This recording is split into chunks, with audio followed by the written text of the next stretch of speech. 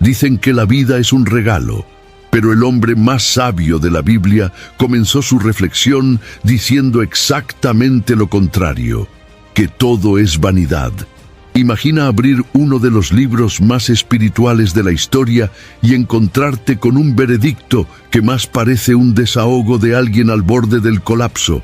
Salomón, con toda su gloria, poder y sabiduría, declara que todo lo que hacemos, buscamos y construimos es como vapor, escapa de las manos. Ese no es un mensaje motivacional, pero es el más honesto que escucharás. El libro de Eclesiastés no intenta animarnos, intenta despertarnos, porque solo después de que todo se derrumba es que la verdad aparece. No es exactamente lo que esperas de un libro bíblico, ¿verdad? Pero es por eso que vale la pena continuar. Ya inscríbete en el canal, porque entender Eclesiastés es como desbloquear una parte de la vida que nadie te explica. Y vamos a hacer esto juntos, verso por verso, sin adornos. Las primeras palabras del libro de Eclesiastés no acarician al lector, lo confrontan. Vanidad de vanidades, dice el predicador, vanidad de vanidades, todo es vanidad. Esta afirmación, presente justo al inicio del capítulo 1, en el versículo 2, funciona como un puñetazo silencioso en el alma de quien lee. Pero la palabra vanidad en el hebreo original es hebel, que literalmente significa vapor o soplo. Salomón, el autor tradicional de este libro, está diciendo que todo lo que se ve, todo lo que se busca, todo lo que se conquista, es como vapor, se escapa entre los dedos. Esta imagen desestabilizadora no es una invitación al desespero, sino el inicio de un viaje espiritual honesto. El predicador quiere arrancarnos de la comodidad de las ilusiones para prepararnos para una verdad más profunda. Poco después de declarar la vanidad de todas las cosas, el autor plantea una pregunta que resuena a través de las generaciones. ¿Qué provecho tiene el hombre de todo su trabajo con que se afana bajo el sol? Eclesiastés capítulo 1, versículo 3. Esta pregunta es el corazón del libro. Y tal vez la cuestión más universal jamás planteada. ¿Por qué corremos tanto, acumulamos tanto, buscamos tanto, si todo parece escapar al final? Esta inquietud no es formulada por un cínico, sino por alguien que ya tuvo todo. Salomón habla como un rey que probó los placeres, el poder, la sabiduría y la gloria. Su frustración es la de alguien que llegó a la cima y descubrió que la cima no era el fin de la escalera. La belleza del libro de Eclesiastés reside en su brutal honestidad. En lugar de pintar la vida con colores de ilusión, arranca los velos. Lo que parece pesimista a primera vista es, en realidad, una invitación a la lucidez. Al decir que todo es vapor, Salomón nos está ayudando a vislumbrar la naturaleza transitoria de la existencia. Nada es sólido en este mundo. El cuerpo envejece, la fama se desvanece, los bienes cambian de dueño. Esta conciencia, en lugar de llevar al nihilismo, puede conducir a la verdadera sabiduría, aquella que entiende el valor de las cosas por lo que realmente son y no por lo que prometen ser. Al llamar a todas las cosas vanidad, el texto no está desestimando el valor de la vida. Está, en efecto, denunciando el error de depositar la esperanza definitiva en cosas pasajeras. Cuando la carrera se convierte en un ídolo, consume. Cuando la familia se convierte en un escudo de identidad, presiona. Cuando el placer se convierte en adicción, esclaviza. El libro de Eclesiastés no dice que el mundo no tiene belleza, dice que él no puede cargar el peso de nuestro sentido. Solamente algo eterno puede sustentar el alma humana, y todo lo que es bajo el sol no es suficiente. Esta apertura densa y desconcertante prepara el terreno para los próximos capítulos. Salomón nos conducirá por diversos caminos de la experiencia humana, probando cada uno como si fuera un experimento de vida. La afirmación de que todo es vanidad no es el fin del razonamiento, sino la primera capa removida para que otras verdades sean descubiertas. Es como si el autor dijera: antes de encontrar lo que vale la pena, necesitamos enfrentar lo que no vale. Y esa valentía de confrontar la ilusión es el inicio de la verdadera sabiduría. Al mirar la naturaleza, Salomón ve en ella no solo belleza, sino una repetición que roza lo absurdo. Describe el sol que nace y se pone, el viento que gira en ciclos, los ríos que corren hacia el mar y nunca lo llenan. Eclesiastés capítulo 1, versículos 5 al 7. El mundo parece un engranaje incansable, donde todo sigue funcionando, pero nada llega a un propósito definitivo. Esta imagen de la creación girando sin cesar trae una sensación de estancamiento, como si la vida fuera una noria en movimiento, pero sin destino. Esta percepción amplifica la tensión de la pregunta inicial: ¿qué realmente cambia bajo el sol? El ciclo natural sirve como espejo de la vida humana. Las generaciones vienen y van, pero el mundo permanece igual. Es como si la historia humana estuviera atrapada en un patrón, donde nuevas personas viven las mismas experiencias antiguas, cometen los mismos errores y buscan los mismos sueños. Esta repetición cansa. El versículo 8 declara: todas las cosas son cansadas, tanto que nadie puede expresarlo. Hay un desgaste que no se resuelve con vacaciones o descanso. Es un cansancio existencial, enraizado en la propia estructura de la vida. Esta reflexión confronta directamente el ideal moderno de progreso continuo. Vivimos en una cultura que valora lo nuevo, el avance, la superación. Pero Eclesiastés señala la paradoja: cuanto más cambian las cosas, más permanecen iguales. Las tecnologías evolucionan, pero los dilemas interiores del ser humano permanecen los mismos. Aún somos orgullosos, vanidosos, hambrientos de significado y frágiles ante la muerte. El predicador nos invita a darnos cuenta de que la innovación externa no resuelve el vacío interno. La repetición de la naturaleza refleja la repetición del corazón humano. La crítica de Salomón no es contra el movimiento de la vida, sino contra la ilusión de que este movimiento por sí mismo nos salvará. Cuando miramos la creación solo con los ojos naturales, se vuelve agotadora. Pero cuando la vemos con ojos espirituales, nos damos cuenta de que cada ciclo contiene una invitación al descanso en Dios.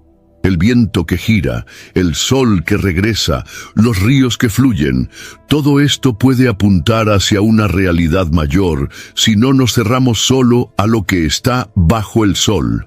Al identificar la rutina de la naturaleza como reflejo de nuestra limitación, Salomón siembra en nosotros una inquietud necesaria. No basta con vivir, es preciso saber por qué se vive, y esta cuestión, aunque incómoda, es la puerta de entrada a una vida con propósito. La repetición solo se vuelve opresora cuando falta sentido, y es ese sentido, perdido, olvidado o mal comprendido, que el libro se propone buscar no a través de respuestas listas, sino de una jornada honesta. Salomón, diferente de muchos, tuvo los recursos para probar todos los placeres posibles. En Eclesiastés capítulo 2, del versículo 1 al 11, él describe su viaje personal en busca de satisfacción a través de la risa, del vino, de las grandes obras, de los jardines, de los sirvientes, de las riquezas y de las mujeres. Nada fue ahorrado. Se entregó al placer como quien se sumerge en una piscina, pero emergió de la experiencia con las manos vacías. La conclusión es devastadora. He aquí que todo era vanidad y correr tras el viento. Aquí el placer no es condenado, sino desenmascarado. Es bueno, pero insuficiente. Es como si Salomón hubiera vivido el sueño de consumo de millones, y al final se diera cuenta de que este sueño era una pesadilla disfrazada. La alegría que el entretenimiento ofrece es efímera, los banquetes no sacian el espíritu, y la acumulación de bienes solo aumenta la ansiedad. El corazón humano tiene un apetito que ningún banquete terrenal puede satisfacer. I had that dream again. My small business needs to hire, but I don't use LinkedIn, and I hire wrong. So our orders get all backed up. We're drowning in paperwork, then actually drowning, careless fighting off sharks with a stapler, and pirates are pillaging the office copier, and then I wake up. Don't let hiring nightmares ruin your dreams. LinkedIn Jobs' new AI assistant goes beyond the resume, using unique insights to deliver a smarter shortlist. Post your job for free at linkedin.com/quality. Start hiring today with LinkedIn. Facer. El rey sabía esto porque intentó saciarlo y fracasó. No habla como un moralista observando desde lejos, sino como un hombre que probó el cáliz del placer hasta el fondo. Esta experiencia deja claro que el problema no está en las cosas en sí, sino en la expectativa que ponemos en ellas. Cuando se espera que el placer dé sentido a la vida, se convierte en un tirano cruel. Eclesiastés nos advierte contra el hedonismo disfrazado de espiritualidad, esa tentativa de vivir una vida llena de bendiciones, pero vacía de Dios. El placer es un buen sirviente, pero un pésimo señor. El corazón que vive en busca de sensaciones nunca encuentra descanso, porque siempre habrá un deseo no satisfecha. Al narrar su búsqueda, Salomón no quiere que todos abandonen la alegría, sino que dejen de idolatrarla. La vida tiene momentos de fiesta, sí, y deben ser disfrutados con gratitud. Pero la fiesta no es la casa. Es solo una pausa en el camino. La sabiduría está en no convertir el placer en morada definitiva. Cuando entendemos esto, podemos vivir con equilibrio, disfrutando lo bueno sin esclavizarnos por él. Y esta es una lección que resuena de manera dolorosamente actual en nuestros días. Esta parte del texto nos obliga a mirar hacia adentro. ¿Qué estamos buscando? ¿Qué pensamos que finalmente nos completará? El testimonio de un rey frustrado resuena como una advertencia. No te ilusiones con el brillo de las cosas que no pueden llenar el vacío eterno dentro del pecho. Salomón desciende del trono para decirnos que, incluso rodeado de lujo, aún faltaba algo. Y ese algo no está en las fiestas, ni en los palacios. Está en la presencia que ninguna riqueza puede comprar. Salomón no solo buscó el placer, sino también el saber. En Eclesiastés, capítulo 1, versículo 18, afirma: «En la mucha sabiduría hay mucho cansancio, y el que aumenta el conocimiento, aumenta la tristeza». Estas palabras, tan diferentes de lo que solemos escuchar, revelan una dimensión poco explorada de la búsqueda de entendimiento. A medida que se adentraba en los misterios de la vida, también descubría más dolores ocultos. Conocer el mundo en profundidad es, a menudo, reconocer su corrupción, su injusticia y su destino inevitable. El texto no está desvalorizando el conocimiento, sino advirtiendo sobre el peso que conlleva. Cuanto más alguien entiende el funcionamiento de la existencia, más se da cuenta de cuántas cosas están desalineadas con el propósito original de Dios. El tonto vive alienado y por eso sonríe con facilidad. El sabio, en cambio, percibe las fisuras de la realidad y eso lo perturba. La sabiduría revela que muchas de nuestras esperanzas humanas son frágiles y que la verdad no siempre viene con consuelo, sino frecuentemente con incomodidad y responsabilidad. Hay un sufrimiento peculiar en ver el mundo tal como es. La sabiduría auténtica no produce arrogancia, sino humildad. Reconoce sus límites, lamenta el estado del mundo y entiende que el conocimiento por sí solo no salva. Esto nos acerca al clamor de los profetas y del mismo Cristo, que al mirar a Jerusalén lloró, incluso siendo el Verbo encarnado. Salomón, a pesar de toda su inteligencia, se enfrenta a la impotencia del hombre ante el ciclo de la muerte y la limitación del tiempo. Esta constatación puede sacudir los cimientos de una fe infantil, pero es precisamente ahí donde comienza la madurez espiritual. Cuando dejamos de ver el saber como un fin en sí mismo y comenzamos a usarlo como un puente hacia Dios, el conocimiento se convierte en un instrumento de reverencia, no de desesperación. En este punto, la sabiduría comienza a cumplir su verdadero papel, no ofrecer todas las respuestas, sino guiarnos al temor del Señor, que es el principio de toda sabiduría. En esta etapa de la narrativa, Salomón nos muestra que la mente sin Dios se convierte en una carga. Deja claro que pensar, cuestionar y aprender son caminos legítimos, pero peligrosos si se aíslan de la fe. El saber que no nos lleva a lo eterno se transforma en carga, no en luz. Y por eso es esencial entender que la verdadera sabiduría comienza cuando nos enseña a doblar las rodillas. De hecho, antes de seguir, cuéntame en los comentarios, ¿alguna vez has tenido esa sensación de conquistar algo que tanto querías y luego darte cuenta de que seguías vacío? Quiero saber cómo eso ya te ha afectado en la vida real, porque en el fondo todos hemos tenido un momento Salomón. Después de investigar el placer y la sabiduría, Salomón vuelve su mirada hacia el trabajo, ese esfuerzo constante que consume los días y roba las noches de descanso. En Eclesiastés, capítulo 2, versículos 18 al 23, expresa su angustia al darse cuenta de que todo el fruto de su labor será dejado para otro, alguien que quizás sea sabio o tonto.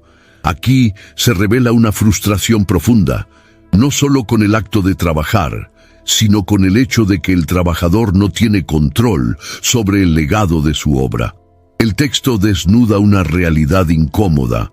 La vida está hecha de labor, pero la muerte no respeta esfuerzo.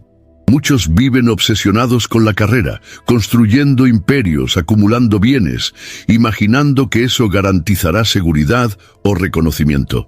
Sin embargo, Salomón se da cuenta de que el control es una ilusión. La herencia puede caer en manos de alguien que la desprecie. La obra de una vida entera puede deshacerse en pocos años. Todo aquello por lo que se sudó puede transformarse en polvo en las manos equivocadas. La inquietud de Salomón se intensifica cuando habla de las noches sin sueño y del dolor del corazón que acompaña al trabajador. No está hablando de perezosos, sino de personas que se dedican al máximo. El problema no es el trabajo en sí, sino el sentido que se le atribuye. Cuando el labor se mueve solo por ambición, orgullo o miedo a la escasez, se convierte en cautiverio. El trabajo que debería ser bendición se convierte en carga cuando se desconecta del propósito eterno. Sin embargo, Salomón no propone el abandono del trabajo, sino el cambio de perspectiva. Está construyendo un argumento que solo se revelará plenamente más adelante, que el hombre debe alegrarse con el fruto de su esfuerzo mientras puede, pero sin hacer de eso el centro de su identidad. Trabajar es necesario, pero confiar en el trabajo como fuente de seguridad o realización es un engaño. Todo lo que se hace bajo el sol necesita estar anclado en algo que esté por encima de él. La reflexión sobre el trabajo nos obliga a revisar motivaciones. ¿Por qué hacemos lo que hacemos? ¿Para quién construimos? El esfuerzo diario puede ser un acto de adoración o de vanidad, dependiendo de lo que nos mueve. Salomón nos invita a trabajar con las manos en la tierra, pero con los ojos en el cielo, porque al final solo lo que está firmado en Dios permanece. Eclesiastés capítulo 3, del versículo 1 al 8, trae una de las pasajes más conocidas y poéticas de la Biblia. Todo tiene su tiempo determinado, y hay tiempo para todo propósito bajo el cielo. Con esta afirmación, Salomón revela un aspecto profundo de la vida. El tiempo no es caótico, sino ordenado por una sabiduría que excede nuestra comprensión. Hay momentos precisos para nacer y morir, plantar y cosechar, reír y llorar, abrazar y alejar. Esta secuencia no es una simple observación de la rutina humana, sino un retrato de la soberanía divina sobre todas las estaciones de la existencia. Esta visión del tiempo confronta nuestra impaciencia moderna. Queremos resultados inmediatos, soluciones instantáneas, confort permanente. Pero Salomón muestra que la vida se desarrolla en ciclos y que intentar forzar las estaciones es luchar contra el propio Creador. Hay períodos de silencio que son tan necesarios como los tiempos de habla.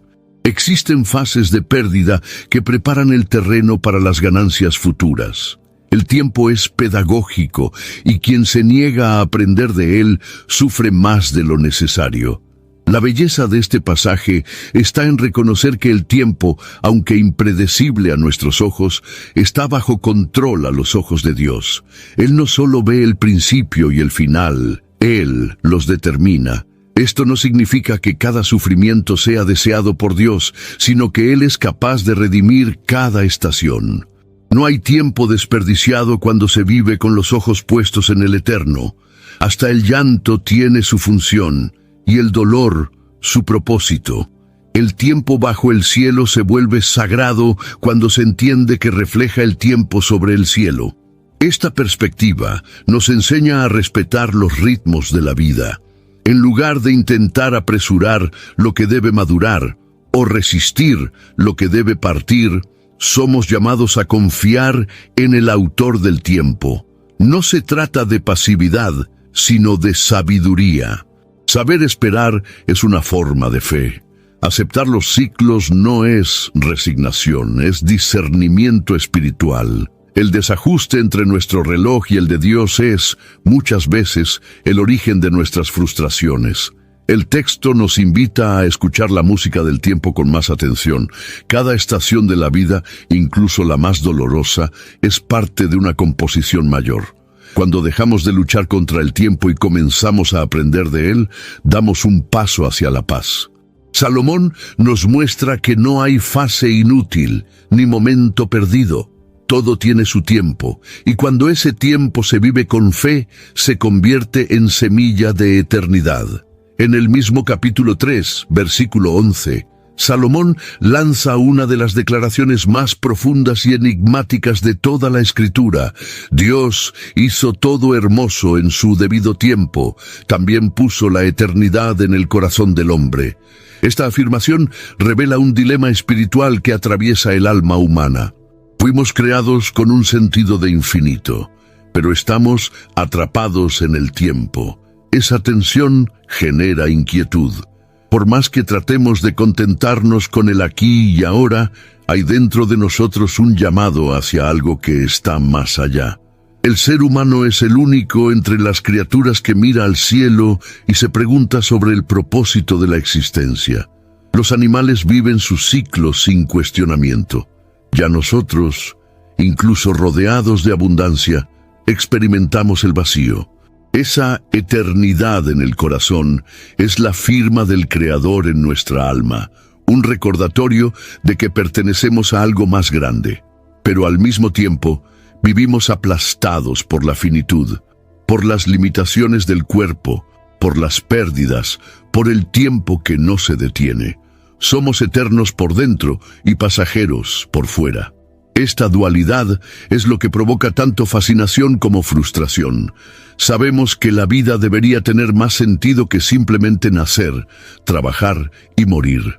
Intuimos que existe un propósito, pero este parece siempre escapar. Salomón reconoce este misterio, diciendo que el hombre no puede descubrir la obra que Dios hace desde el principio hasta el fin. Esto no es una declaración de desánimo, sino de humildad.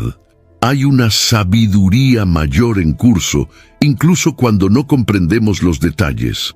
Ese anhelo por lo eterno, si es ignorado, puede llevar a la idolatría, al esfuerzo desesperado de llenar el vacío con éxito, bienes o experiencias. Pero si es acogido con fe, puede conducirnos a la presencia de Dios. La eternidad que palpita en nosotros es como una brújula rota. Señala hacia un norte real, pero no puede llevarnos allí por sí sola. Solo el Creador puede completar aquello que Él mismo plantó en nuestro corazón. Y esa búsqueda sincera de sentido es lo que transforma la angustia en encuentro. Salomón nos revela que la vida no se resume a lo que vemos. Hay algo eterno operando en medio de lo transitorio. Reconocer esto cambia nuestra manera de vivir. Las decisiones se vuelven más conscientes, los dolores más soportables y los días más llenos de reverencia. Porque incluso sin entender todo, sabemos que fuimos creados para más que esta breve existencia. Fuimos hechos para la eternidad. En Eclesiastés capítulo 3, versículo 16, Salomón observa con angustia que, en lugar del juicio, había impiedad, y en lugar de la justicia, iniquidad. Esta percepción de que la justicia está corrompida no es una denuncia puntual, es una realidad universal que atraviesa los siglos. El mundo, gobernado por manos humanas fallidas, frecuentemente recompensa al perverso y castiga al justo. Esta distorsión genera una de las mayores crisis de fe. ¿Dónde está Dios cuando el mal prospera? El dolor causado por la injusticia es uno de los más profundos, pues hiere el sentido natural de orden que cargamos. Esperamos que el bien sea reconocido, que la verdad prevalezca, que los impíos sean enfrentados. Cuando eso no ocurre, el corazón se abatía. Salomón no ignora este dolor, lo enfrenta de frente, pero al mismo tiempo señala hacia una esperanza que está más allá de la justicia humana. Él declara que Dios juzgará al justo y al impío, versículo 17. Es decir, el juicio puede fallar aquí, pero no fallará al final. Esta confianza en el juicio divino no es una fuga de la realidad, sino un ancla para el alma. Cuando entendemos que habrá un ajuste de cuentas definitivo, logramos vivir sin caer en la desesperación o en la venganza. Esto no significa conformarse con la injusticia, sino no ser consumido por ella. Es saber que, incluso cuando todo parece fuera de control, Dios sigue siendo justo y soberano. El tiempo de Él no es el nuestro, pero la justicia de Él es perfecta. Esta visión también nos desafía a vivir con integridad, incluso en un sistema corrompido. Si la justicia humana es limitada, la fidelidad a Dios se vuelve aún más esencial. No somos llamados a manipular el sistema para protegernos, sino a confiar en el carácter del justo juez. Vivir con rectitud, incluso cuando no hay recompensa visible, es un acto de fe que apunta hacia el reino que vendrá. La esperanza del juicio eterno da sentido a la perseverancia presente. Eclesiastés, al tratar con la injusticia, no entrega respuestas simplistas, sino que ofrece consuelo y dirección. Nos recuerda que, aunque la balanza terrenal esté desequilibrada, hay una justicia celestial que nadie podrá evitar. Y es esta certeza la que fortalece el corazón cansado, sostiene al oprimido y nos impide volverse cínicos. La justicia puede tardar aquí, pero nunca falla ante el trono de Dios. En el capítulo 4, versículo 8, Salomón dibuja el retrato de un hombre que trabaja incansablemente, acumula riquezas, pero no tiene a nadie con quien compartir. Se pregunta, ¿para quién trabajo yo, privando a mi alma del bien? Esta escena no está distante de la realidad actual. Muchos viven en función de metas, productividad y éxito, pero se olvidan del alma, y peor aún, de las personas a su alrededor. El resultado es una vida llena por fuera, pero vacía por dentro. La ambición solitaria es un veneno disfrazado de virtud. Se presenta como esfuerzo, determinación, enfoque, pero en el fondo es una huida, un desespero por reconocimiento, por seguridad o por control. El hombre descrito por Salomón no es perezoso, al contrario, es productivo. Pero su productividad se convierte en estéril porque está desconectada de propósito y comunidad. Corre solo, sin darse cuenta de que su carrera conduce al vacío. Este estilo de vida tan exaltado en nuestros días es presentado en Eclesiastés como una tragedia silenciosa. El texto no condena el trabajo, sino la soledad autoimpuesta que muchas veces lo acompaña. La vida fue hecha para ser vivida en relación.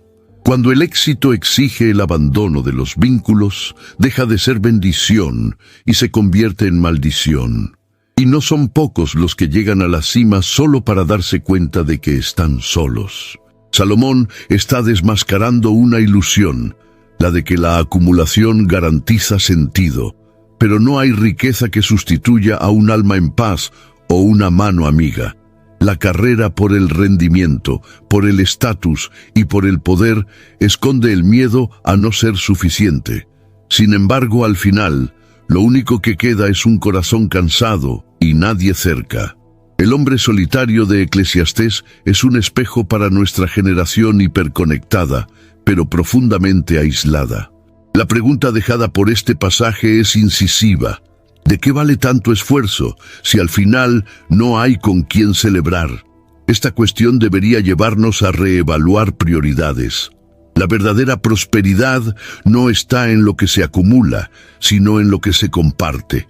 Vivir bien es vivir con propósito y en comunidad, y esto exige valor para desacelerar, para cuidar de los lazos y para recordar que, al final, lo que realmente importa son las personas que caminan a nuestro lado. Poco después de denunciar la tragedia de la soledad, Salomón ofrece una respuesta clara y reconfortante.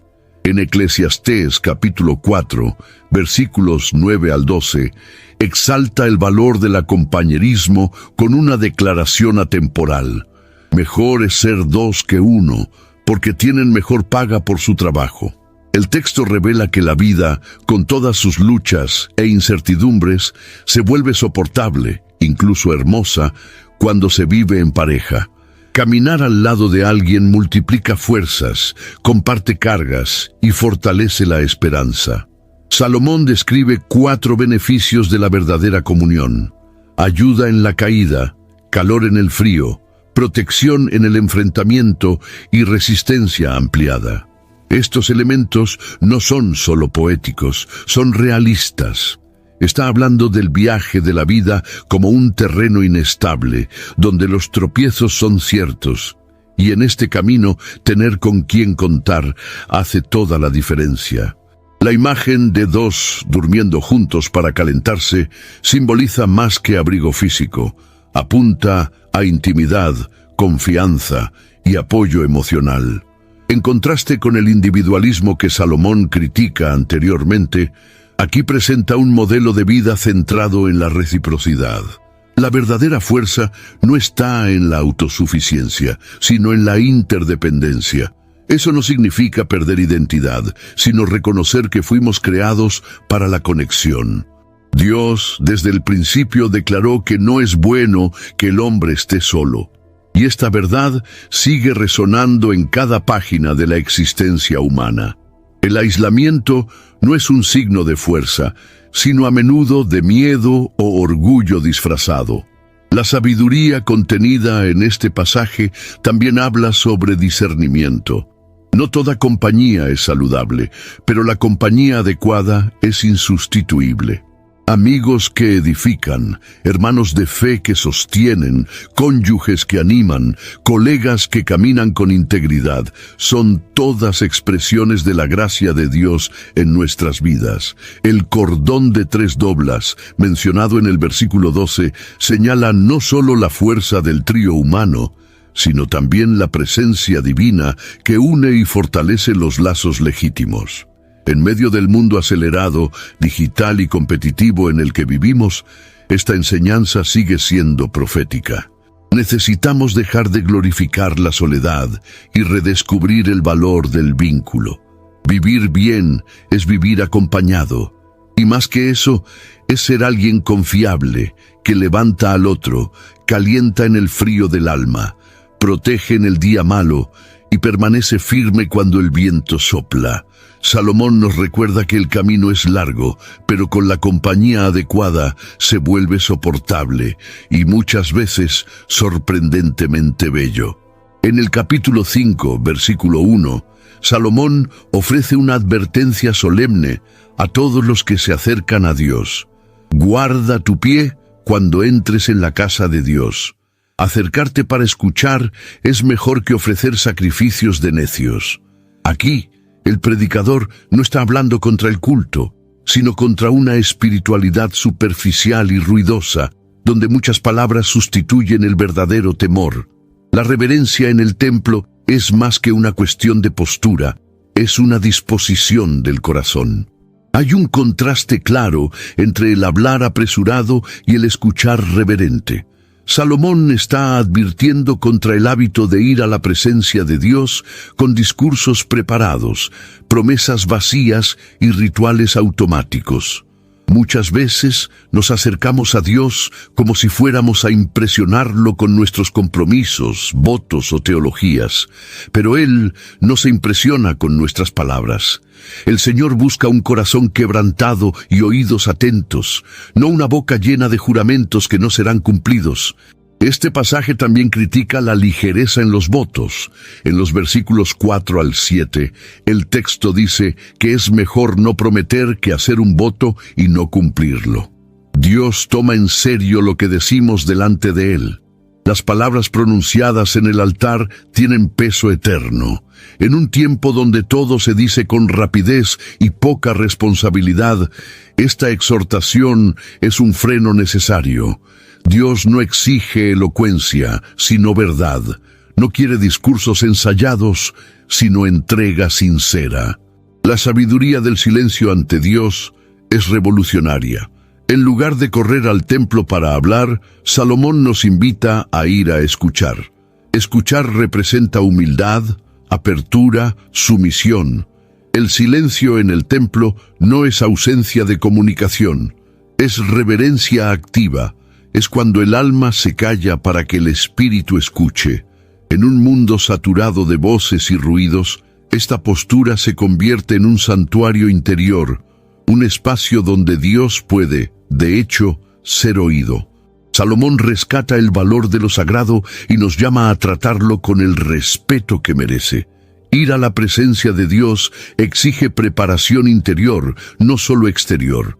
Y cuando cambiamos el ruido de la religiosidad por el silencio de la reverencia, algo profundo sucede. Encontramos al Dios que habla, pero solo se manifiesta plenamente a quien se dispone a escucharlo de verdad. En Eclesiastés capítulo 5, versículo 10, Salomón hace una afirmación cortante. Quien ama el dinero nunca se saciará de dinero, y quien ama la abundancia nunca se saciará del ingreso. Esta declaración no es solo un aviso moral, sino un análisis espiritual preciso sobre el efecto que la riqueza ejerce sobre el corazón humano. La codicia no tiene fin. El alma que se entrega al amor por el dinero nunca encuentra descanso. Vive hambrienta, incluso rodeada de banquetes. Salomón habla con autoridad. Él fue uno de los hombres más ricos de la historia de Israel. Poseía oro en abundancia, palacios, sirvientes, todo lo que el mundo podría ofrecer. Pero al reflexionar sobre todo esto, se dio cuenta de que la riqueza no resuelve la ansiedad. Muchas veces la agrava.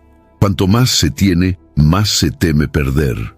La abundancia genera preocupación, insomnio y competencia, y lo que parecía bendición se convierte en carga. La posesión sin propósito es peso, no victoria.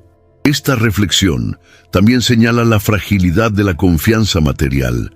Salomón relata que muchos acumulan bienes sin saber para quién quedarán, o incluso pierden todo en malos negocios y quedan con las manos vacías. El dinero es volátil. Se puede conquistar con esfuerzo y perder en un instante, e incluso, si permanece, no garantiza salud, paz o sentido para la vida. La seguridad que promete es engañosa, ya que no puede proteger contra lo que realmente importa. El problema no está en el dinero en sí, sino en el lugar que ocupa en el corazón. Cuando la riqueza se convierte en un ídolo, domina las emociones, dicta las decisiones y sofoca la generosidad. Salomón nos llama a vivir con equilibrio. Trabajar, sí. Administrar con sabiduría, claro, pero sin idolatrar. Cuando el dinero es visto como herramienta y no como Dios, sirve, no esclaviza. y ahí el corazón encuentra libertad. Este pasaje de Eclesiastés desmantela la mentira de que más es siempre mejor. La búsqueda incesante de acumulación solo revela un vacío mayor. Salomón nos invita a romper esta cadena dorada y redescubrir la simplicidad, porque al final no es lo que se tiene, sino lo que se es y lo que se comparte, lo que realmente permanece.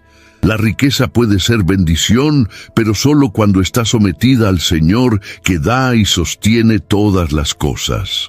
En el capítulo 7, versículo 1, Salomón declara: «Mejor es el nombre del que el ungüento precioso, y el día de la muerte del que el día del nacimiento». Estas palabras, aunque desafiantes, nos invitan a reflexionar sobre lo que realmente permanece cuando nuestra vida termina.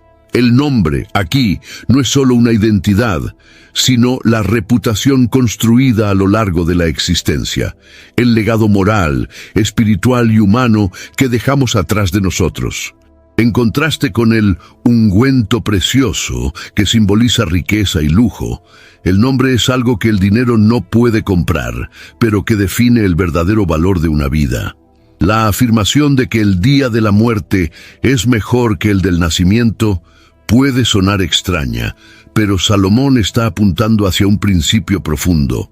La vida no debe ser medida solo por el inicio prometedor, sino por el final digno. El nacimiento trae esperanza, pero la muerte revela el resultado del camino. Quien termina bien, incluso si ha comenzado con dificultades, es honrado. El fin del viaje revela si el camino fue recorrido con integridad, fe y temor a Dios. Esta visión invita a una vida consciente, donde cada acción importa y cada elección contribuye al tipo de persona que estamos convirtiéndonos. Más que logros, es el carácter lo que define la memoria que dejamos. En tiempos donde la imagen es más valorada que la esencia, esta sabiduría de Eclesiastés es contracultural.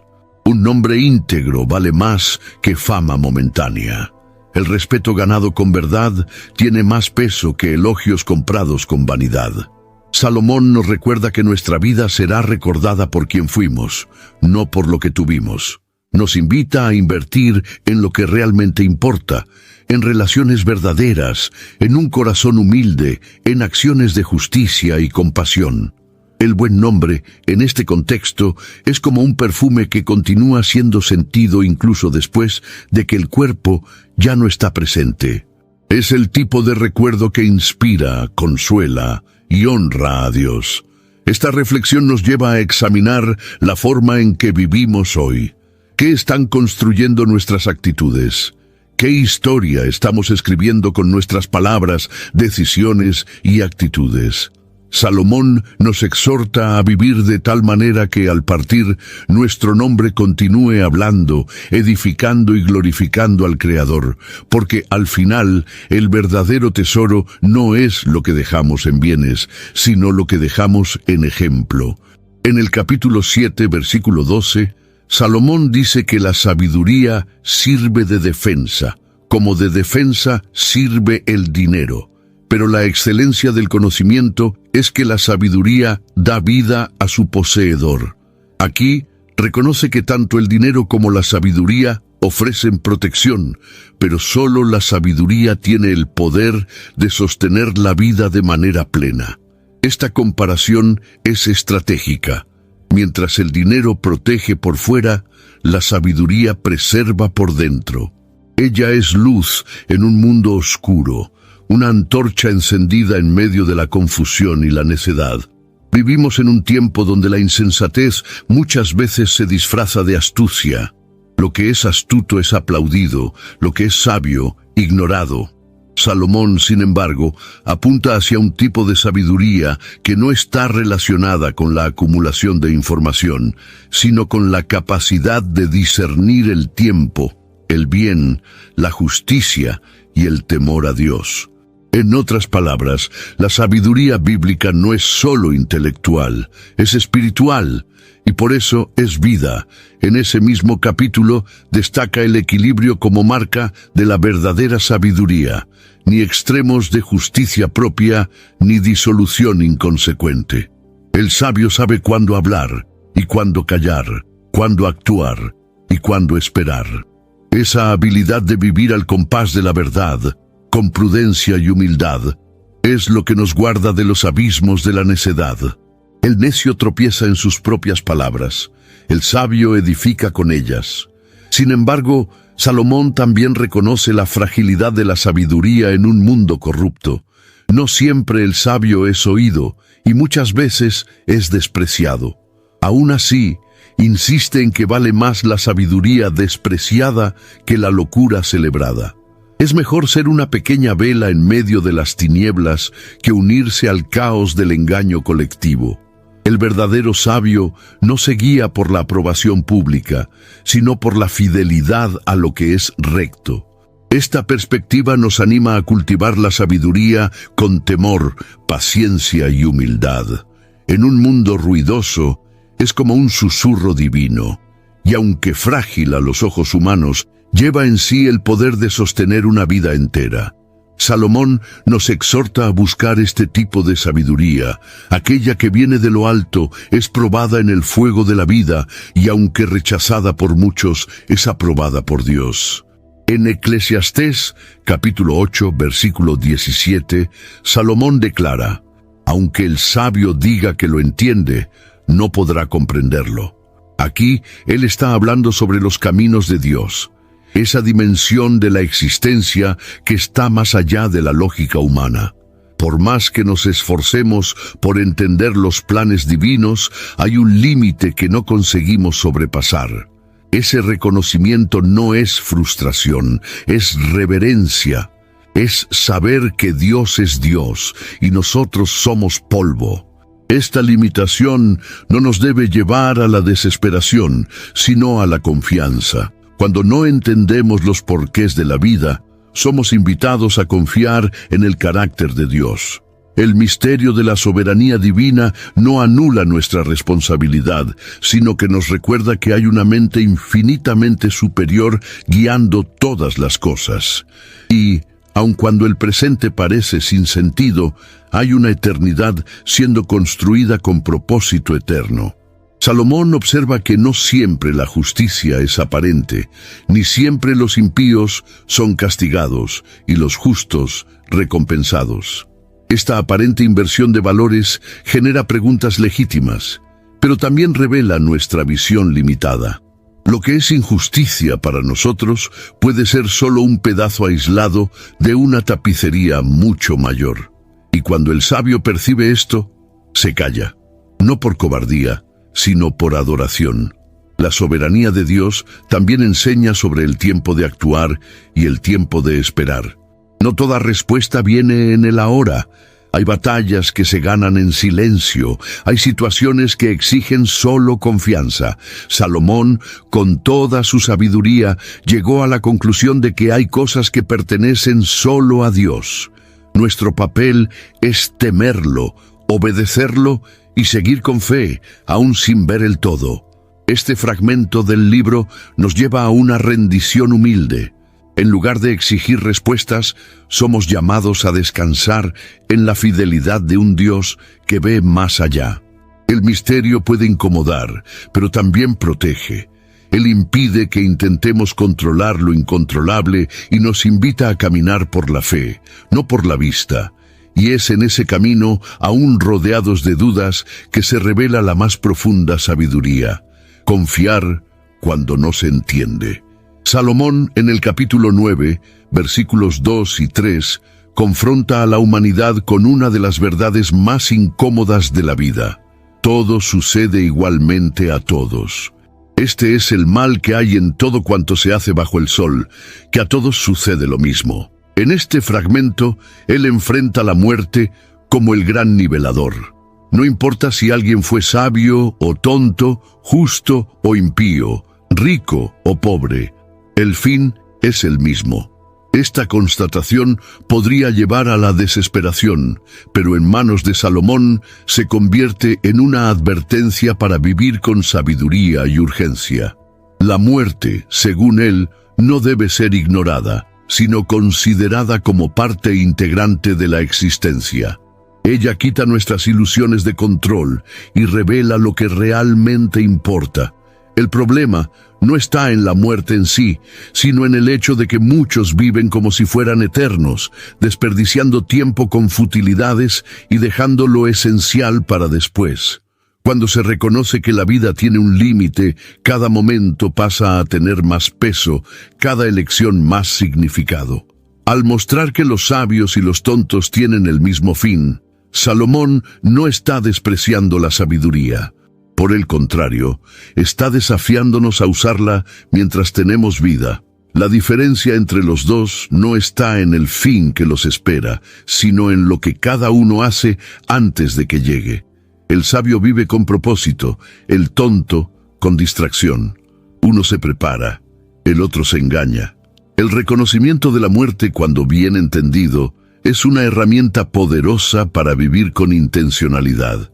Eclesiastés, lejos de ser un libro sombrío, es una invitación a la lucidez. Salomón nos llama a mirar la muerte no como enemiga, sino como consejera silenciosa. Ella nos recuerda la fragilidad de la vida y la importancia de amar, perdonar, trabajar con honestidad y buscar a Dios mientras se puede encontrarlo. La muerte nivela a los hombres, pero lo que cada uno construye entre el nacimiento y el fin revela lo que lleva en el corazón. Ante esto, la pregunta que queda es simple y al mismo tiempo urgente. ¿Estamos viviendo de forma digna antes de que este último suspiro nos alcance? Porque, aunque la muerte sea inevitable, la manera en que vivimos hasta ella es nuestra elección diaria. Salomón, con su sabiduría afilada, nos invita a recordar esto cada amanecer, porque quien vive como si fuera a morir, vive mejor.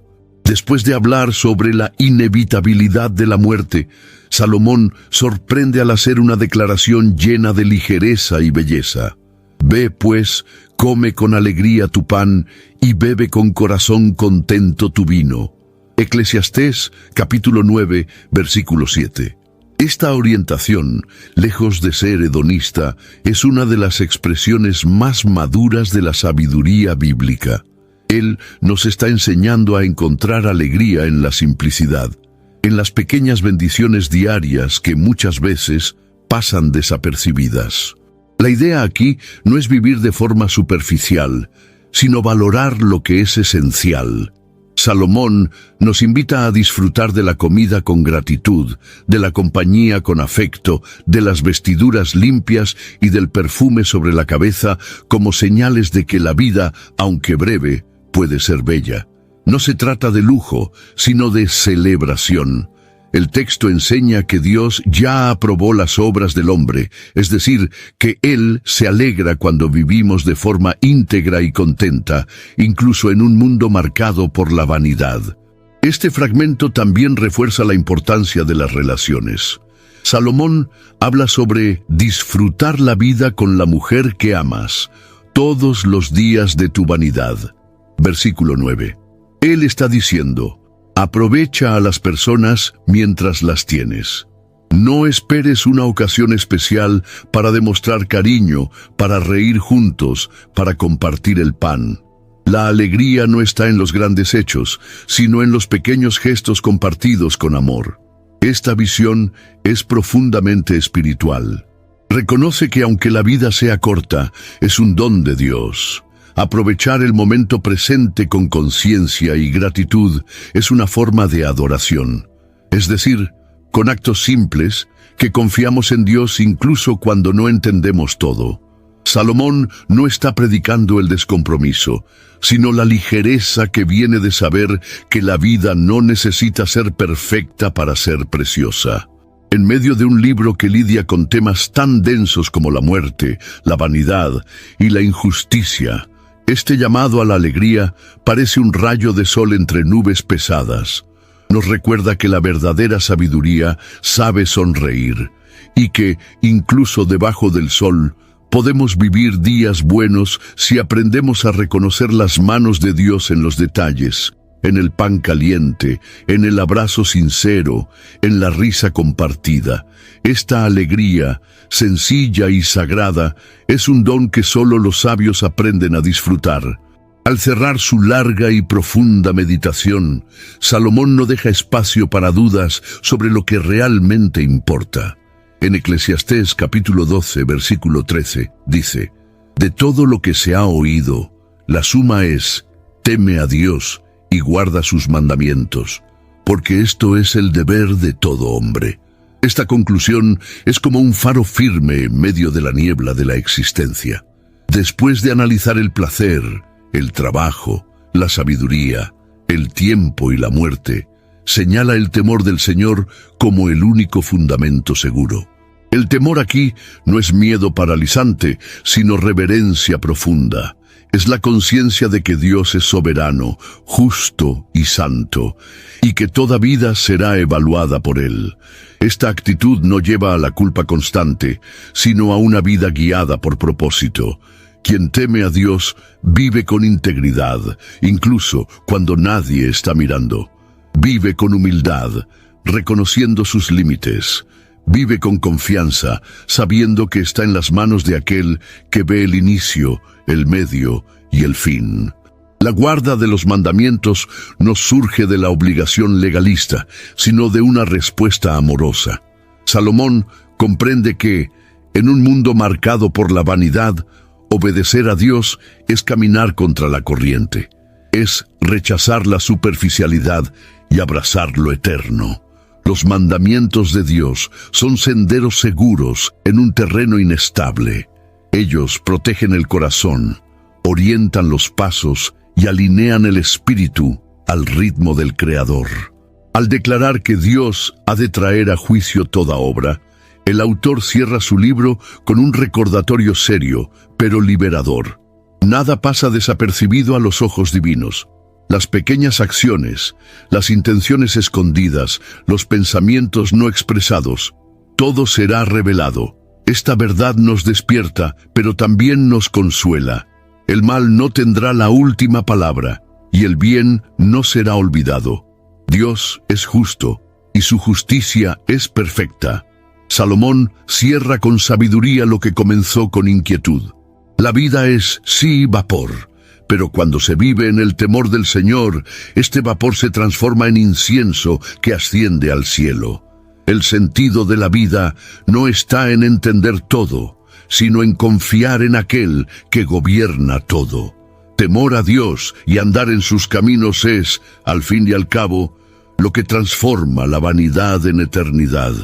Y esta es la verdad que sustenta al sabio, consuela al afligido y guía al peregrino.